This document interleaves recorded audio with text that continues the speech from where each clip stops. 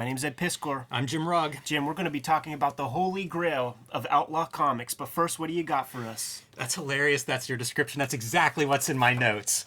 I have my Patreon, patreon.com/Jim Rugg, where I post lots of original art, process stuff behind the scenes, notes, all the things you would expect from me, my comics and art. And I started a series here where I compare two comic books, Street Angel Lost Dog and Street Angel's Dog. These are the same story. They kind of start out at the same spot and go in very different directions. They were created 3 years apart, so it's kind of a redo. We do these episodes that I love where we compare the same story by different artists. This is a version of that. If you're interested in process, if you like my art, this is the series for you, and you can get all of it at patreon.com/Jim Rugg. Red Room, issue number 1 and 2, available for pre-order as of this recording. Here are the cover images. Right there, man. Trying to capture the spirit of the great Outlaw comics of the 80s and 90s. Murder on the Dark Web for fun and profit. Thousands of people have reserved their copy of issue number 1. Each issue is self-contained. You see a cover you like, man, you don't got too much scratch to throw around, just grab an issue. It's going to be a complete, satisfying story. And they're going to start coming out on a monthly basis come May. So get ready for more Red Room talk. Patreon.com/Ed Piskor is where I'm serializing the comics. Really trying to capture this old spirit of those gray, gritty, bloody Outlaw comics that came from like Caliber and those more fringe publishers like North Star and Rebel. Anyhow, $3 will get you the archives there. New strips every Tuesday. Jim, let me ask you this, man. We got Caliber Presents number 1, and I will make the case for this being the holy grail of Outlaw comics. But let me ask you this, Jimmy. 4 names, man. Give me the Mount Rushmore of Outlaw comics. Tim Vigil. I think we all start with Tim Vigil. After Tim, James O'Barr, man. The Crow is one of those books that sets the standard. After this, it gets a little bit tougher, Ed.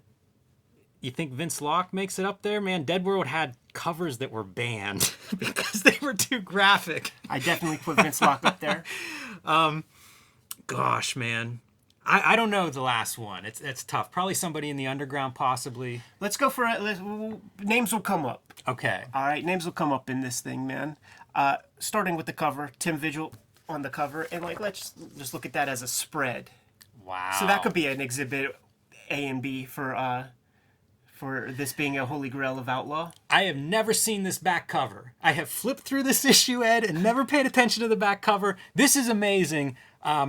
My first note is whenever I think about these two things, I love Tim Vigil's art, but I'm putting the Crow on the cover. When you think of influence, popularity, things of that nature, the Crow is really kind of up there. So in hindsight, history I think rewrites this and the Crow goes on the cover. So it's kind of cool to see that it's not Crow on the cover, but Vigil. When I see that back cover, it's fully formed Crow. Like for a first appearance of the Crow, this could be a movie ad. This could be the trade paperback collection cover, because that's it. Like it's all there. Wow, that's a striking piece. Super fun, man. Jeez, that's an impact. I wonder what that feels like when this is released, and you see it without any historical context. You just see that image. That's a striking image. James O'Barr's work is so strong in this, man. Caliber, for getting so much right with this comic, could have used a little graphic design help, man. Look at that mature readers right there. Look at that gimmick right there. You say a mouthful there. That's comics history. It's not until maybe the mid to late 90s that a few people show up with the good design sense. Can we jump in? Yes.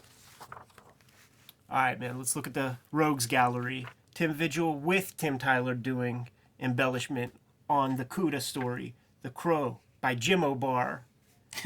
Street Shadows, True Love, Kyle Garrett, pencils Mark Bloodworth, inks and letters Vince Locke. There's your Dead World guy.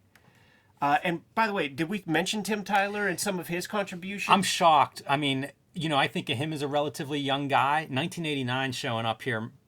Pretty strong, man. Coming in, I wonder how young he is. He was a Kubert student, I believe. So I wonder if he's at the Kubert school. I wonder if this is, first job after or something that he's doing while he's at school. I consider him to be a dark prince of Outlaw comics. For sure. And this is Caliber Presents. Just got me thinking, man. My RA One of my RAs when I was at the Hubert School had a Caliber comic called Scythe Nice. before he became a student. Thrill Kill, Mark Winfrey, Night Streets. Man, I got 4 issues. I love it, and I did a quick flip through, and that Night Street stuff is really super badass. And the Vince Locke story and the flip through, I assumed it was Vince Locke art. When Yeah. he's doing letters and finishes, like it's looks Vince like him. Locke. I feel bad for Dave McKinnon. He's the lost guy in this series. We're probably not going to give him as much attention as these other men. I had I.O. by Barbed Wire Halo Studios. It's a beautiful story too. Yes, and let's just launch directly into it, man. Heart of Darkness by Tim Vigil, Tim Tyler. It's pretty much an homage to like a Barry Smith, like Conan. It's a blonde Conan, and one of the bits of potential outlaw comics territory is sword and sorcery, but that's not what I gravitate toward, man. I'm more of the urban interest. For sure. And you see the signature that I think of is the black blood on the gray page because there's so much ink and feathering and everything. But the black blood, it's there. I know people who swear by Cuda as being like their favorite Vigil comic. So I believe it, and they probably play some Dungeons and Dragons and shit. Yeah. You know, not quite my interest, but we have our Conan character. We call him Cuda. not a He-Man character. It looks like he's standing in front of Castle Grayskull, maybe. Shows up at some like sorcerer's spot. A little bit of rapport back and forth, man. Our boy Cuda dispatches the sorcerer, but we learn from Star Wars, man, strike me down and I shall become stronger than you shall ever imagine. He's going to release some demon hordes on our guy. Very interesting lettering. Yeah, I like that. Very interesting lettering. Rapidograph lettering, man, that dead line. Yeah. And then the last bits of it, man, is Cuda just dealing with these like little demons. The chapter ends. You know, that was chapter 1. The thing is, man, with these 8 pages, you don't get too much into motivation and that sort of stuff, man. Tim Vigil's a drawer. He wants to draw some cool shit. Big images, fight scenes, yada yada. It's a cliffhanger, literally. Sends the demon hordes off, though. Not bad. Postscripts, pre-Faust. Yeah, 89. I'm trying to think of when Faust starts. Faust might have been concurrent. 89 sounds about right. This is when I feel like I don't deserve my Outlaw Comics membership card. All right, man. Ready to launch into the first appearance of the Crow? I am, and I'm impressed already. It's good, right? It is good. It is good. And, you know, Obar floats around. Like, you can find stuff all the way back to Gasm magazine, which... Yep. Is that early 80s, late 70s? Late 70s, like that's an old piece for this being 89. So he's been drawing for a decade at least, and it shows. It's a great looking page. You know, it's a good intro page. It feels like a chapter. I think the heavy blacks are really complimentary, and using those grays. I mean, we've talked about that. That elevates your black and white story, especially an outlaw story. Well-referenced piece, man. Good-looking sneakers. I like that knife in the back pocket there. The nice, like, side lighting on his shoulder and torso. Yeah, for sure. You could see that there was a cleave in the zip screen right there.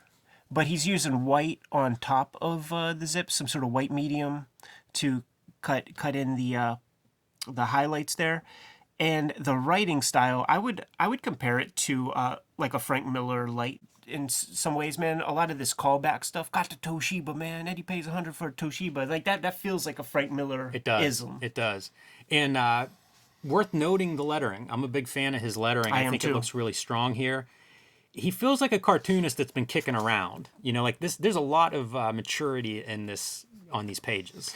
Using Mask and Frisket to spatter the gradient, with his toothbrushers, his flickety flicks, man. This is my brand of outlaw comics. Give me the urban jungle, bricks, alleys, debris, oil drums, and how cinematic is this? Homeboys popping out this window, coming to the end of the alley, and out comes just this little tricycle. Yes. You can almost hear it making its little, needs to grease those wheels a little bit. This is part of that maturity. Like, so many of these comics, you find their early iteration, and they're raw. You know, it's not what it becomes or when it becomes popular. It's evolved some. This is here. Like, the tricycle floating around, it's atmospheric. That's really good stuff. The eyes of the characters, that's very, oh, you could always tell a James O'Barr illustration by the eyes of the characters, and I wonder if that's a little Michael Golden influence in there. It's possible. Yeah, it's possible. Great introductions for the Crow visually, like having this at a skewed angle, really fantastic. Even framing his face half in shadow so the white pops. It's a great intro. Drops the Toshiba. Oh man, $100 down the drain. Yeah, those eyes are very distinct. Also the crow eyes. You know, shout out to folks who are watching this video, is we do have an in-depth crow video that's worth going through. Yes. And looking at some of these panels, that's what it reminds me is that book is so good, you would expect those early chapters to be redrawn or something, but they're not. You know, like seeing these pages, it just brings it all back to me. Like that is an incredible panel. That's really good, man. Plucks that knife right into Homeboy. Doesn't have any effect. Yeah, man, No sells cells. it. Pulls out the blade with some viscous ass blood on it, man. That shit is thick on that blade. Licks it just to intimidate his folly. And then hands it back to him. It's so badass, man. It's super badass. He created a gnarly character here, man, and sells him, hard sells him, dude, in 2 pages. But we're not done yet, man. We still got a couple pages to cover and a couple digits that need to disappear if he doesn't get the information that he wants. Another great page design. This weapon is chilling. Like whenever a guy pulls a knife out, licks his blood off of it and hands it back to the guy who stabbed him, and then reaches in his pocket and pulls out some sort of cutting tools, chilling, and you put it right in the center of the page. You know, that page is built, that composition is built around this horrific looking weapon. Shelby wouldn't rule on me, man. Oh, he told. It took 3 digits, but he told. And then he asks him right here, dude, looking all demented, fingers or toes? All the names are here, T-Bird, Fun Boy, all that stuff. So he knows where this comic is going. Yeah. You do wonder, is there a draft somewhere of this story? You know, like because he knows all that stuff, how long has he been working on this story? Sure. You know, as good as this first chapter is and the first appearance in print, and it's phenomenal, makes me think like he's got some drafts of this. Creating the mood too, like we got full bleed black here. Beautiful. You didn't see that much. Definitely not in independent comics very much at this time. Don't even know if it was possible. Yeah, I always wondered, you know, when I would look through like the nice coated paper Crow trade paperback, always wonder like what's this look like on newsprint. So it's cool to see it for that reason, and they do a good job. Like for all the ink that's on there, it's really crisp printing. Yeah. We see Marvel comics that have too much ink on one of the ads that bleeds on the other page. Right. So he lets the guy live, man, because he needs that dude to go report back.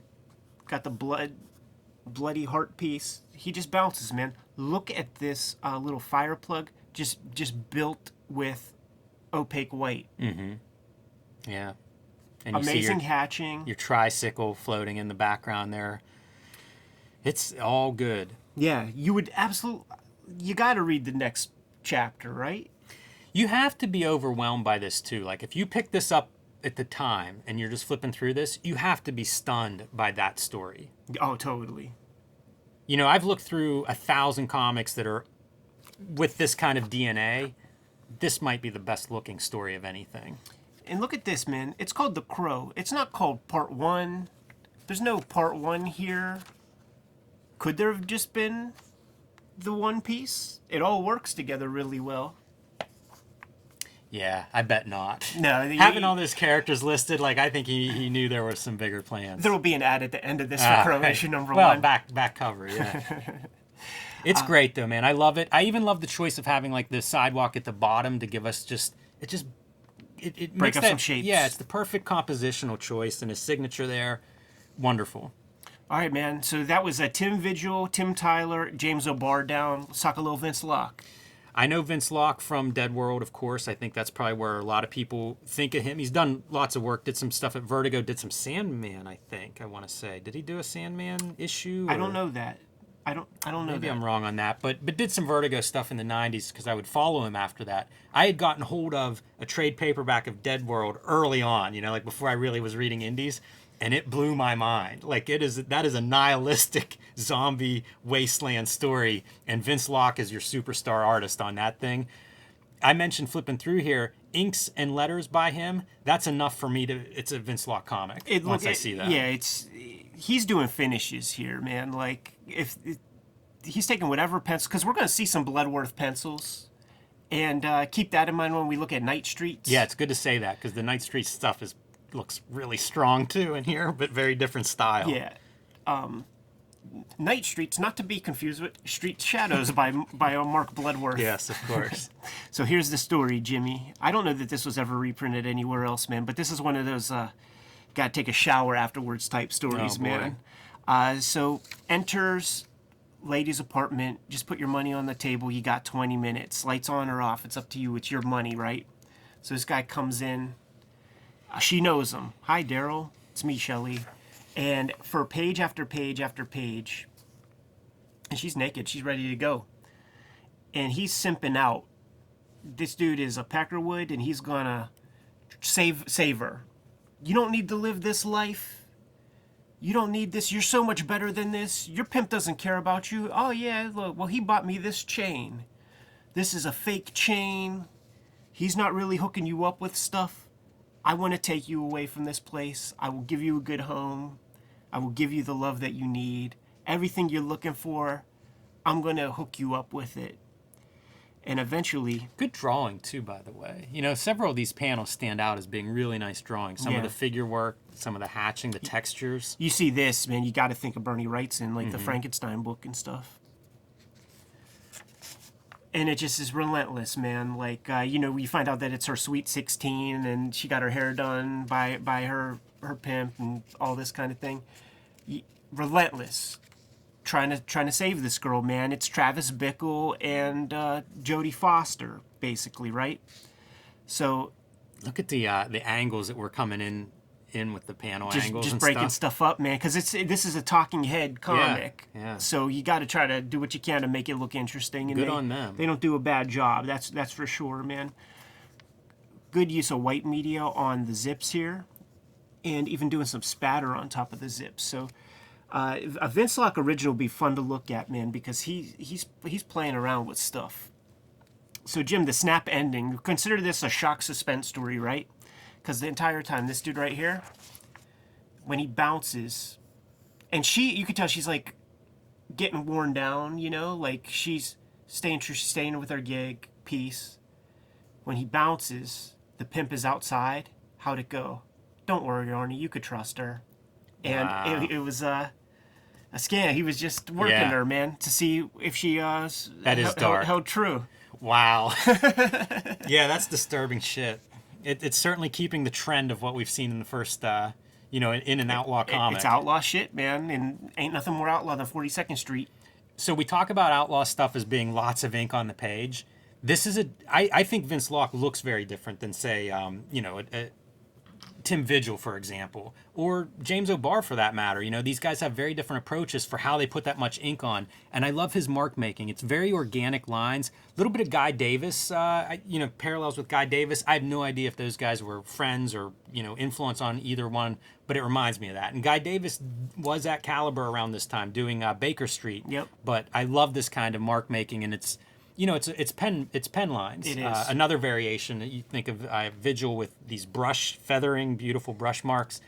Very different approach, but equally effective. And you look at it, it's the grays and blacks and just a lot of ink on the pages, right in line with Outlaw. And that's just that's a sick story. So like you get the thrill kill, right? There's always got to be a Ringo. Somebody's got to be the Ringo. It's so sad too, because if I pull out this black and white anthology that I've never heard of, and this is your main story, like I open the cover and see this, I'd be so happy. It's only after you see those three stories that precede it that like I go, oh, okay. The art is on point. The writing is utter tripe. And I'll just read the very first sentence. Okay. Time and space is immeasurable. I guess our guy never heard of seconds or inches, right? Oh, boy. And it's a guy going on a prison colony, fucking some aliens up. Yeah, and if I were going to criticize this for Outlaw stuff, No there black. isn't enough ink on the page. Yeah, not enough black on Yeah. the page, man. Yep. Doesn't look bad though. You know, these are pretty good drawings, I think. Yeah, I mean, I see influence of like, here's your Frank Miller, Of course. Mutant, but there's Panthro from fucking Thundercats, man. Well, there you go. It really does look like doesn't go as well in the full frontal shot though. Well, that's a damn log. You know what? I do kind of like it. I think the guy's good. It's just it's tough, man. He's in tough company. He is, man. He's amongst the greats, man. When it comes to the outlaw, basically the caliber aesthetic that is set forth for a couple of years, Yes, at least, is kind of the cornerstones are laid here. Little Night Streets. this is cool. So this is the same artist from the Vince Locke piece where Pencil we're talking, Vince Locke. Here is that doing story and art. And you can find these Night Streets comics. They are amongst issue 4 is amongst one of my first 5 comics, thanks to my uncle's flea market hunts. But I don't think Caliber put it out. I think it was Arrow Comics. That sounds right. This is badass. That first page, I think, is just amazing looking. That character looks tough. Look I at them like all of legs. this. Yeah, dude, that Kick is your a fucking power head off. lifter whenever she's not being, I assume, a vigilante cleaning up the streets. Got the crates that she's standing on. That's a Yeah, must yeah, in yeah. comics. A Period. power stance. Get on those crates. Elevate your power factor by 10 times your power stance. You say Arrow Comics, Arrow. Exactly. Yeah. That's who published Dead World first. Okay. So I think that's another Michigan-based publisher, and I think the publisher may end up going to Caliber, or some of the personnel I think there connects at some point. because Dead World becomes Caliber. It does. So look, man. I mean, this is pretty on point work. It looks good. I like it. Cool use of white media. I love being able to compare this guy. You see Vince Locke ink him, and then you see him ink himself. Almost looks like a different artist. And it's cool to see it. Like, I do like some of that inking in there. That's a heavy brush and the hair and everything. Yeah. Looks like some white media in the hair. It does, yeah. Definitely some white media there, man, with that little gun muzzle. And she's, she about to dispatch a dude, but guess what, dude? Mark Bloodworth didn't get the memo that stories were, and then she woke up, is the weakest form of storytelling one could ever do, man. So she just having vigilante dreams. We all do that. Got some dude laying next to her, man. But you get the sense she was out and about doing stuff, because she says something like, he waited all night for me. But then at the end, I will clean this city. Yes. I can feel it. The Dirty City is such a staple of the black and white vigilante genre. And still selling them big-ass hamstrings, man. Yeah, nice. I.O. Part 1, Silo, by Barbed Wire Halo Studios. Wow. You ready to get your mind blown? I am indeed. Because I talked to Uncle James O'Barr yesterday, man. Because somewhere in the back here, they're going to be selling comics, and they're selling Crow comics. They're selling an I.O. graphic novel. So I asked them. Worth pointing out to everybody, this is James O'Barr, the Barbed Wire Halo. I'll get there. Okay. Because I called him and was like, what, so you're selling 2 comics in the back there. The I.O. comic as Barbed Wire Halo Studios, and the Crow. So like when Caliber Presents comes out, like, do you just lean towards the one that gets the most feedback or whatever? And he said, no, man, what Barbed Wire Halo Studios is, I'm getting chills thinking about it, Jimmy, because it's a super group. It's a Yardbirds of Outlaw Comics. Roughs by Guy Davis. Pencils, inks, letters, written by James O'Barr. Vince Locke doing the tones and all of the special effects and stuff. Wow, what a studio. Yeah, so that's Barbed Wire Halo Studios, man. Wow. And they were going to jam together to make this a graphic novel. There was Hollywood interest. Even after this, there was Hollywood interest because Aliens came out, and like the idea of like futuristic, like Marines like doing battle was like, in pop culture, there's a Soviet element to this. Red Dawn, War Games, all that stuff was. I'm seeing sort of Dragon popular. Chang shades of this. Oh, dude. Yeah, so that's what Barbed Wire Halo Studios is, man. You can find this reprinted, because you're not finding this. I bought this comic for $0.25. Good luck topping that. Yeah. That is an impressive quarter find. you could find this comic. There were 2 chapters in I think the 3rd issue of Caliber Presents has the other chapter, but you could find it reprinted in James O. Barr's Original Sins. That might be a little more affordable. Yeah. Also, not the easiest comic to find. Yeah. It is funny to think of this stuff. 25 years of digging through quarter bins. It's like you've seen all of these in a way, but hard to come by probably for an average person today. So the first page, we got our main dude, who's the Ishmael of the gimmick, just calling out the various members of the team. Everybody who knows this comic remembers Danzig, and James O'Barr was very specific in mentioning is not in reference to the Misfits or Glenn Danzig. In fact, Glenn Danzig tried to sue him for the Crow at a certain point, and they did not get along. It is based on the Polish town of Danzig that is not far from certain World War II concentration camps and stuff. So got to get that on the page. And I'm glad I connected with him, because I was going to go there to the Misfits angle and talk about how like Eric Talbot would be injecting a lot of Misfits imagery and story names and little aesthetics and stuff into his comics that was going to lead me in a direction of Outlaw Comics and Misfits are a close tandem. But nah, this Danzig character, nothing to do with Glenn. Man, that's a great... This stuff looks so nice. It really does, man. This is a cool story. And we saw what James O'Barr does unencumbered. So when you look at this, and you do see some wild compositions and stuff, that's courtesy of Guy Davis, man. This is like the Detroit Wrecking Crew, man. I'll say. Look at the imagery here. It's phenomenal. Yeah, what Vince does with Zipatones, man, is quite amazing. And there's this great sequence right here where okay, so like there's one important part. So there are these girls, they're cooking up food, sea rations, and they have this special tool that can like heat up the sea rations, cook them.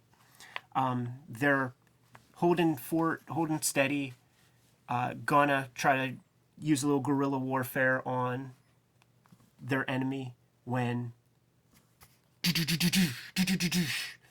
and we see this dude right here. Our guy O'Neill's like, get down, man. Why aren't you getting down? The dude smoking just like looks at him, and they describe, man, 4 little puffed pieces of his helmet sticking out like he's a 4-star general, and just blood coming down, and then he slumps. Wow. That's good stuff, man. When that helmet comes off, peeled cap, peeled that shit. That whole sequence of his head bleeding down, his face. Wow. Yeah, Some man. dramatic inks there. You could add that to your head sketch collection, the underlighting. Right. A lot of panels on these pages, man. Yeah, very dense.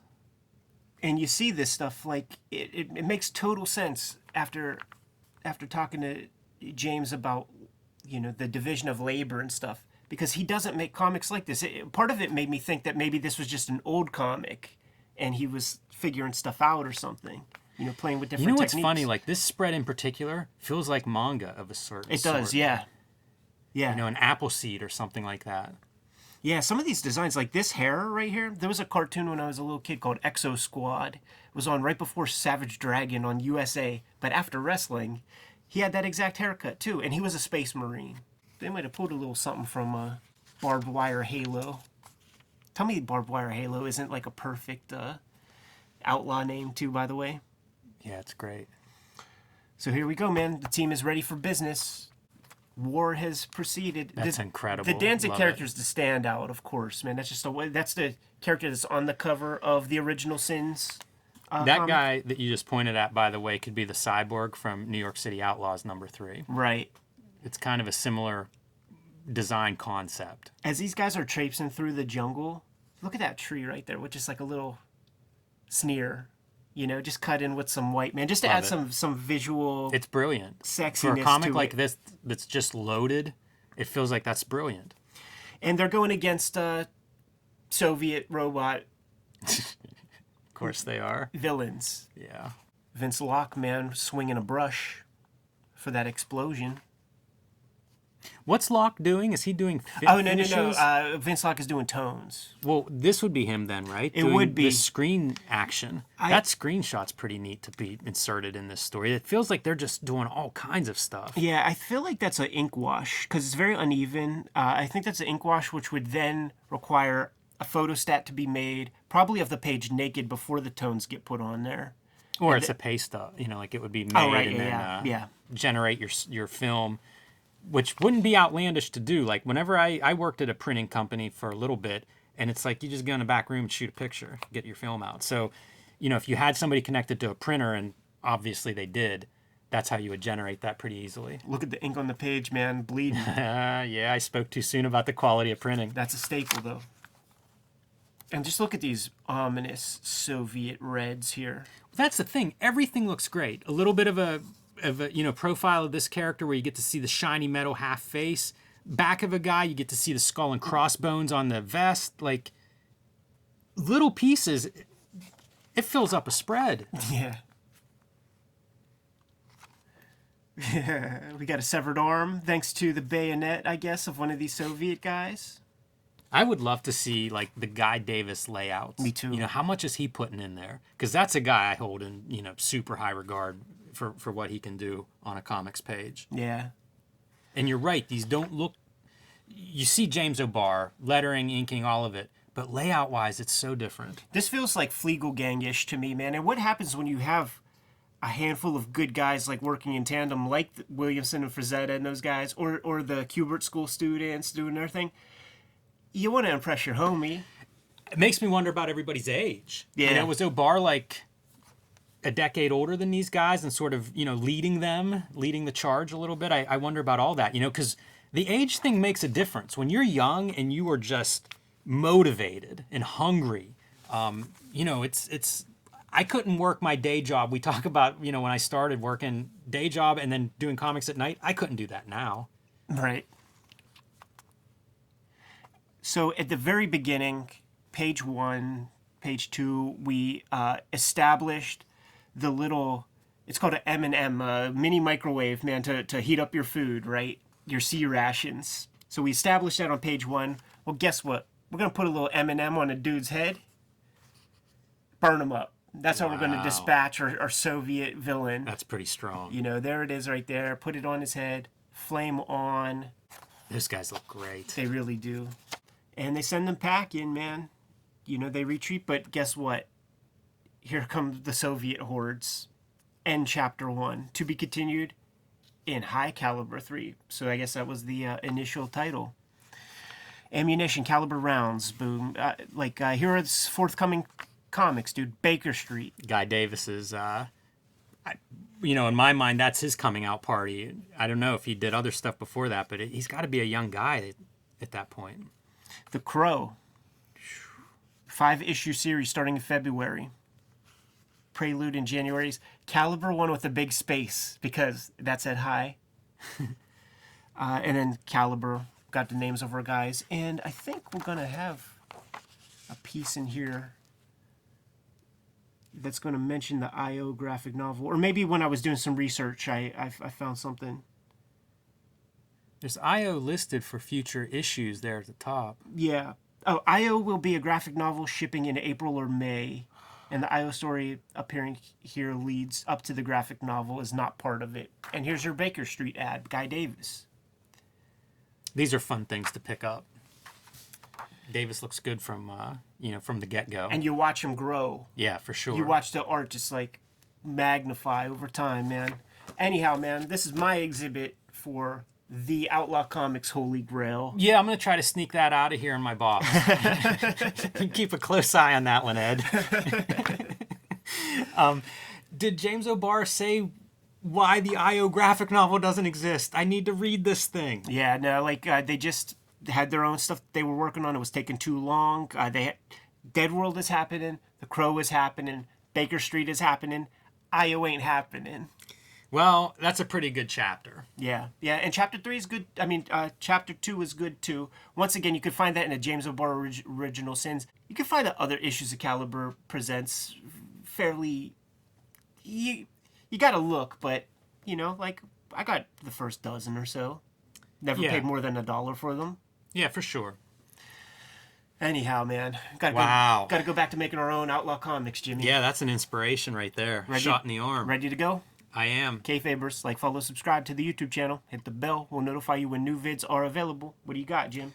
Follow me on patreon.com/JimRugg, where you can find lots of my original art, lots of my creator-owned stuff, and currently a comparison between 2 Street Angel stories, same story, drawn 2 different times. That's patreon.com/JimRugg. Those aesthetics of those old Outlaw comics, they just aren't around like they used to be, man. But I'm going to try. Red Room issue number 1 and 2 are available for pre-order right this moment. You can hit my link tree in the description below this video. It'll take you to the Fantagraphics website. You'll be able to reserve your copies right away. First issue comes out in May. It's going to be a monthly comic. I spent all of 2020 locked down by myself, grinding away on pages, man. So I think that we're going to be able to reliably hit those schedules and hit those marks as necessary. If you want to read the comics right now, hit up patreon.com/edpiscor. $3 will get you the archive. The first 2 big stories are up there right now, and new strips come out every Tuesday. You can subscribe to the Cartoonist Kayfabe e-newsletter at the links below this video to keep up with everything we have coming up in 2021. You can find Cartoonist Kayfabe t-shirts and merchandise at the links below this video. Jimmy, give them another set of marching orders. We're going to be on our way to go make our own Outlaw comics. Read more comics.